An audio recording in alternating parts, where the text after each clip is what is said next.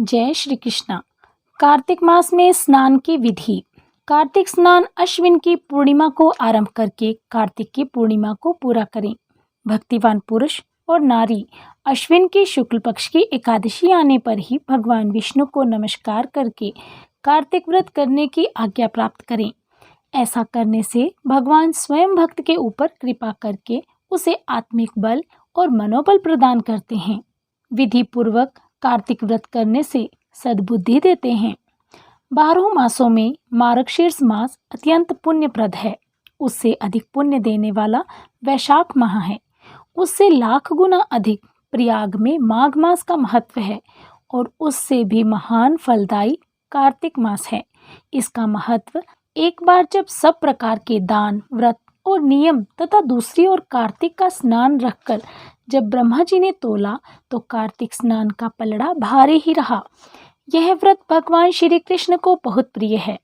अश्विन की पूर्णिमा से लेकर कार्तिक की पूर्णिमा तक भगवान की प्रसन्नता के लिए प्रतिदिन गंगा स्नान करना चाहिए। अश्विन शुक्ल पक्ष की प्रतिपदा से लेकर कार्तिक कृष्ण पक्ष की चतुर्दशी की महारात्रि आने तक भगवती दुर्गा की प्रसन्नता के लिए स्नान करें।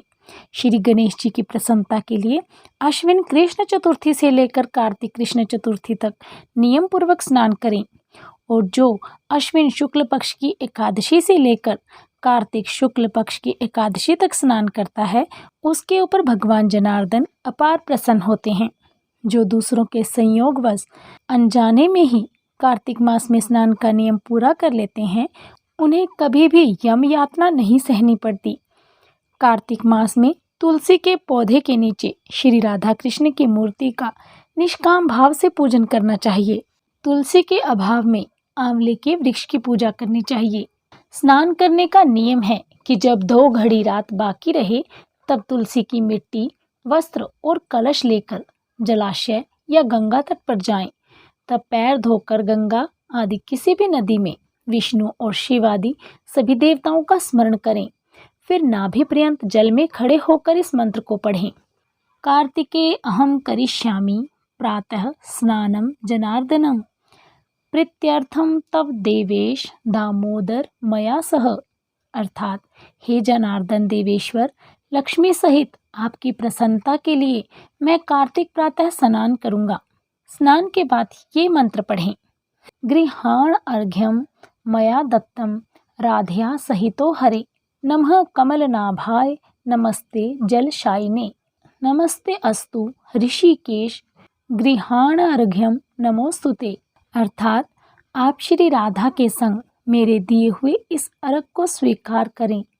हे हरे, आप कमलनाभ को मेरा नमस्कार है।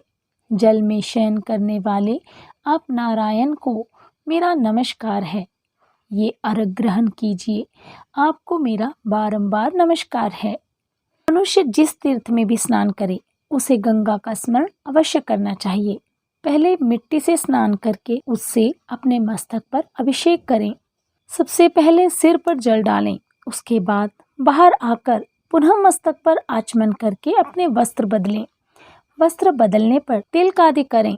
कुछ रात बाकी रहे तभी स्नान किया जाए तो वह उत्तम और भगवान विष्णु को पूर्ण रूप से संतुष्ट करने वाला है। सूर्योदय काल में किया गया स्नान मध्यम श्रेणी का है। जब तक कृतिका अस्त न हो तभी तक का स्नान उत्तम है, अन्यथा बहुत विलंब से किया गया स्नान कार्तिक स्नान की श्रेणी में नहीं आता। स्नान का तत्व जानने वाले मनीषियों ने 4 प्रकार के स्नान बताए हैं: वायव्य स्नान, वारुण स्नान, ब्रह्म स्नान और दिव्य स्नान। जो वायव्य स्नान होता है वो गोधूलि से किया हुआ स्नान होता है। जो वारुण स्नान होता है वो समुद्र आदि के जल में स्नान किया जाए तो उसे वारुण स्नान कहते हैं। ब्रह्म स्नान वेद मंत्रों के उच्चारण पूर्वक जो स्नान होता है उसका नाम ब्रह्म है। दिव्य स्नान मेघों तथा सूर्य की किरणों द्वारा जो जल अपने शरीर पर गिरता है उसे दिव्य स्नान कहा गया है। ब्राह्मण, क्षत्रिय और वैश्य को मंत्रोच्चारण पूर्वक स्नान करना चाहिए। स्त्री और शूद्र के लिए बिना मंत्र के भी स्नान करने का विधान है। प्राचीन काल में श्रेष्ठ तीर्थ पुष्कर में कार्तिक मास में पुष्कर स्नान करने से व्याघ्र योनि से राजा प्रभंजन मुक्त हुए थे। नंदा भी कार्तिक में पुष्कर का स्पर्श पाकर परम धाम को प्राप्त हुई थी।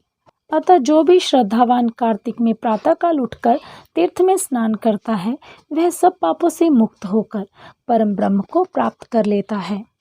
बोलिए श्री हरि विष्णु भगवान की जय।